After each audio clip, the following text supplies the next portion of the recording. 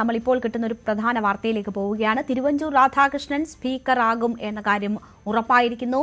VT Balram മന്ത്രിസഭയിലേക്ക് എത്താനുള്ള സാധ്യതകൾ ഇതോടെ തെളിയുകയാണ്. ചാണ്ടി ഉമ്മന്റെ മന്ത്രിസഭാ പ്രവേശന സാധ്യതകൾ മങ്ങുകയും ചെയ്യുന്നു. കോഴിക്കോടിനുള്ള പ്രാതിനിധ്യത്തിലും കോൺഗ്രസ് ആശയക്കുഴപ്പത്തിലാണ്.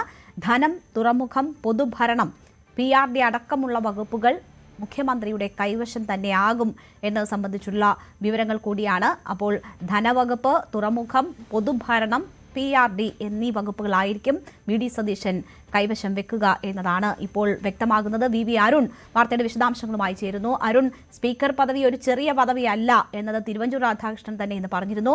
അദ്ദേഹം പക്ഷേ പാർട്ടിക്കുള്ളിൽ വലിയ രീതിയിൽ ആ സ്ഥാനം വേണ്ട എന്ന എതിർപ്പ് അറിയിച്ചിരുന്നു എന്നതാണ് നേരത്തെ വന്ന റിപ്പോർട്ടെങ്കിൽ ഇപ്പോൾ സ്പീക്കറാകാനുള്ള സന്നദ്ധത അദ്ദേഹം അറിയിച്ചിരിക്കുന്നു എന്ന് വരുന്നു. എന്തൊക്കെയാണ് നമുക്ക് ലഭിക്കുന്ന വിവരങ്ങൾ? സ്പീക്കറാകാനുള്ള സന്നദ്ധ അറിയിച്ചതാണോ, പാർട്ടി നിർബന്ധപൂർവ്വം ആ പദവി ഏറ്റെടുക്കാൻ തിരുവഞ്ചൂരിനോട് ആവശ്യപ്പെട്ടതാണെന്ന കാര്യത്തിലാണ് വ്യക്തത പറയേണ്ടത്. ഏതായാലും തിരുവഞ്ചൂർ രാധാകൃഷ്ണൻ 16-ാം വരാൻ നിൽക്കുന്ന നിയമസഭയുടെ സ്പീക്കറാകും.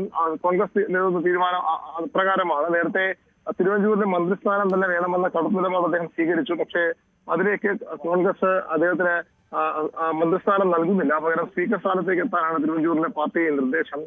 തിരുവഞ്ചൂർ മന്ത്രിസ്ഥാനത്തേക്ക് വന്നാൽ VT ബൽറാം സ്പീക്കറാകുമെന്ന സൂചനകളുണ്ടായിരുന്നു. പക്ഷേ ഇപ്പോൾ അത് സംഭവിക്കുന്നില്ല. VT ബൽറാം ഒരുപക്ഷെ മന്ത്രിസ്ഥാനത്തേക്ക് വന്നേക്കാം. പക്ഷെ അതിലൊക്കെ ഈ രീതിയിലെ വ്യക്തതകൾ വരേണ്ടിയിരിക്കുന്നു. ചാണ്ടി ഉമ്മനെ മന്ത്രിസ്ഥാനമില്ല എന്ന് ഏറെക്കുറെ ഉറപ്പിക്കാവുന്ന സാഹചര്യത്തിലേക്കാണ് കാര്യങ്ങൾ പോകുന്നത്. കോഴിക്കോട് ജില്ലയുടെ ഒരു പ്രാതിനിധ്യമാണ് മറ്റു പ്രധാനപ്പെട്ട വിഷയം. ബാറക്കൽ അബ്ദുള്ള കൂടി മന്ത്രിസ്ഥാനത്തിന് ഒഴിവാതോടുകൂടി കോഴിക്കോടിനെ മന്ത്രിമാരില്ലാത്ത അവസ്ഥ വരുന്നു. അതുകൊണ്ട് തന്നെ ഇത്തവണ വലിയ വിജയം കോൺഗ്രസിനെ UDF നൽകിയ ജില്ലയാണ് കോഴിക്കോട്. കോഴിക്കോട് നിന്നൊരു മന്ത്രി വേണമെന്ന ആവശ്യം ശക്തമാണ്. അങ്ങനെ വന്നാൽ ഒരുപക്ഷെ വിദ്യാ ബാലകൃഷ്ണനെ മന്ത്രിസ്ഥാനത്തേക്ക് പരിഗണിച്ചാലും അത്ഭുതപ്പെടാനില്ല. അതിലൂടെ ബിന്ദുകൃഷ്ണയ്ക്ക് പുറമെ ഒരു വനിത കൂടി മന്ത്രിസ്ഥാനത്തേക്ക് എത്തുന്നു. അങ്ങനെ 2 വനിതകൾ ഉണ്ടാകാനുള്ള സാധ്യതയും തെളിയും. ഏതായാലും അതിലും ഒരു വ്യക്തതയും വരേണ്ടിയിരിക്കുന്നു. അധികം വൈകാതെ ഈ പട്ടിക ഗവർണർ കൈമാറാനുള്ള ചർച്ചകളാണ്, ശ്രമങ്ങളാണ് ഇപ്പോൾ നടക്കുന്നതാണ് നമുക്ക് ലഭിക്കുന്ന സൂചനകൾ. അങ്ങനെയാണെങ്കിൽ ജയന്തിന് ഒരു സാധ്യതയുണ്ട് എന്ന് പറഞ്ഞിരുന്നു. അത് മങ്ങുകയാണോ? വനിതാ പ്രാതിനിധ്യവും കൂടിയാകും എന്നതാണോ വിദ്യാ ബാലകൃഷ്ണന്റെ സാധ്യത വർദ്ധിപ്പിക്കുന്നത്? അതിലുമൊക്കെ ഒരു വ്യക്തത വരേണ്ടതുണ്ട്. വിദ്യാ ബാലകൃഷ്ണന്റെ പേര് കൂടി ഇപ്പോൾ പരിഗണിക്കപ്പെടുന്നുണ്ടെന്നാണ് മനസ്സിലാകുന്നത്. ഏതാണ്ട് ഈ ചർച്ച പൂർത്തിയാകുന്നു എന്നുള്ളതാണ് ഏറ്റവും പ്രധാനപ്പെട്ട കാര്യം. നിയുക്ത മുഖ്യമന്ത്രി VD സതീശൻ ഇപ്പോൾ കന്റോൺമെന്റ് ഹൗസിലേക്ക് എത്തിയിട്ടുണ്ട്. 3:30-ക്ക് ശേഷം എപ്പം വേണമെങ്കിലും ഗവർണറെ കാണാവുന്ന സാഹചര്യമാണ്. ഒരു സമയം കൃത്യമായി ഇതുവരെ ലോക്ഭവനോട് തേടിയിട്ടില്ല.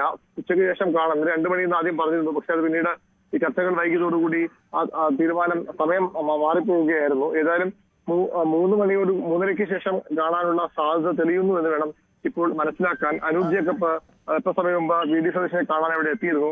2.5 വർഷം എന്നൊരു ടേമായിരുന്നു നേരത്തെ അനൂപ് ജേക്കബിന് പറഞ്ഞു കേട്ടത്. പക്ഷെ അത് ഒരു പക്ഷേ ഫുൾ ടൈമിലേക്ക് പോകുമെന്ന സൂചനകളുമുണ്ട്. അതിനും ഒരു സ്ഥിരീകരണം വരേണ്ടിയിരിക്കുന്നു. ഏതായാലും നാളെ അനൂപ് ജേക്കബ് സത്യപ്രതിജ്ഞ ചെയ്യുമെന്നാണ് ഇപ്പോൾ ലഭിക്കുന്ന വിവരം.